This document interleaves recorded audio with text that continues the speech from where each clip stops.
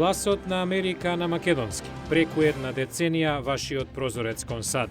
А сега, директно од студиото во Вашингтон, Добро вечер. Го гледате ТВ журналот Newsflash на Гласот на Америка на македонски јазик, а јас сум Лилица Китановска. Ал-Кајда објави видео што покажува американски заложник кој вели дека ќе биде убиен ако американскиот претседател Барак Обама не ги исполни барањата на милитантната група. На светските пазари голем пад, поттикнато од политичките промени во Европа, за сево ова на почетокот на емисијата. 70-годишниот американец Ворен Вајнстен беше киднапиран од неговиот дом во Лахоре минатиот август од страна на 8 вооружени лица додека бил директор на американската консултантска компанија во Пакистан. Вајнстен вели дека е добро, но дека ќе биде убиен ако претседателот не постапи по барањата на Ал-Кајда. Лидерот на Ал-Кајда Ајман ал-Завахири во декември пак порача дека Вајнстен нема да биде ослободен се додека САД не ги прекинат воздушните напади врз муслимански земји. Тој побара и ослободување на затвореници на Ал-Кајда и Талебан.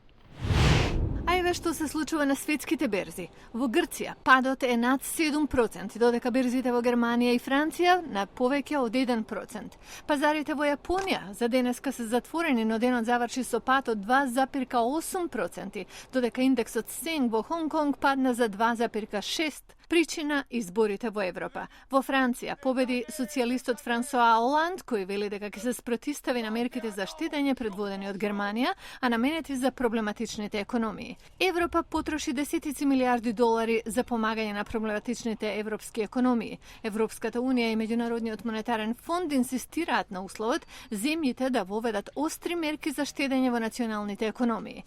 Во Грција гласовите ги добија партиите кои се против овие мерки, а во тек е формирање на нова коалициона влада.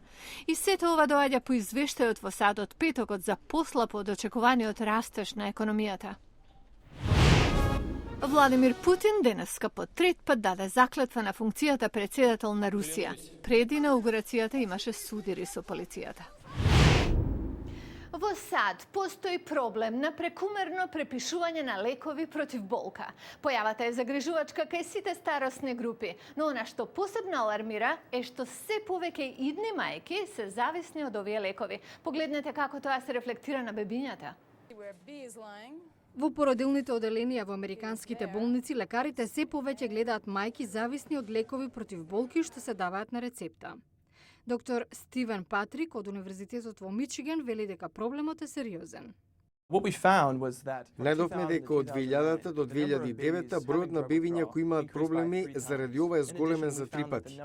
И не само тоа, за 5 пати е зголемен бројот на мајки кои за време на породувањето користеле опијати.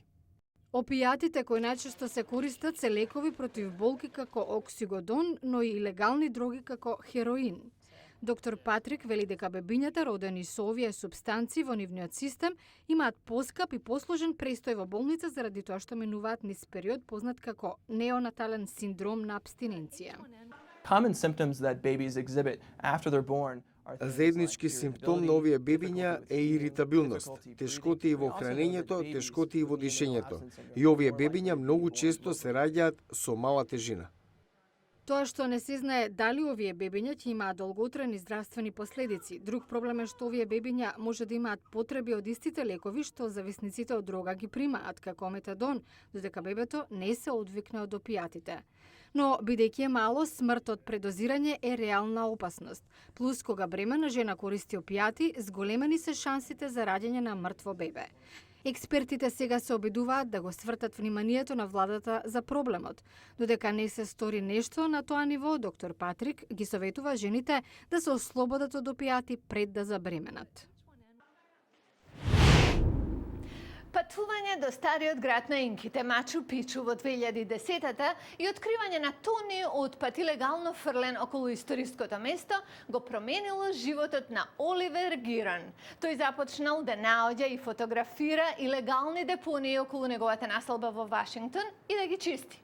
И како што ќе видиме од следниот прилог, станал дел од светското... Estonia was cleaned of its garbage in just one day. Since then, А колку повеќе пријатели што ќе ја пренесат пораката, толку помалку ѓубре на погрешно место. И у утре остануваме во меѓународни води, но музички. Австралија во сад извезе трио што ја освојува американската сцена на кантри музика. За оние што ги знаат сестрите Маклаймонт, потсетување, за другите, веруваме, освежување. Гледајте утре News Flash.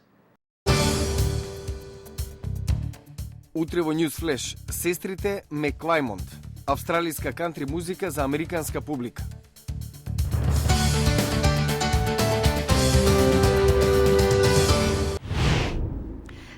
Се за емисијава, но ви оставаме на располагање нашата интернет страница glasnaamerika.com или побарајте на Facebook. Јас сум Лилица Китановска од Вашингтон, а вие го гледавте News Flash на Гласот на Америка на македонски. Имајте убава вечер и се надеваме ке ни се придружите и утре.